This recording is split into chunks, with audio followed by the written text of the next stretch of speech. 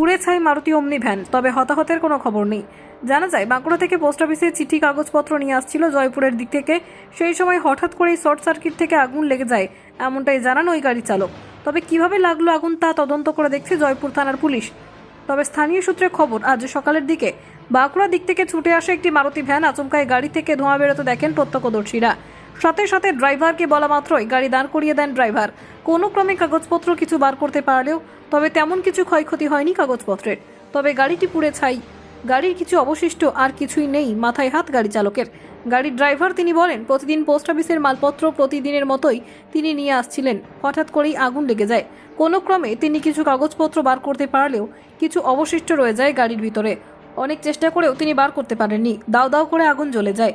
আর এই ঘটনার খবর পেয়ে ছুটে যান জয়পুর থানার পুলিশ ও স্থানীয় মানুষজন। দ্রুততার সাথে আগুন নেভানোর চেষ্টা করেন, তবে ততক্ষণে পুড়ে ছাই হয়ে যায় মারুতি ভ্যান।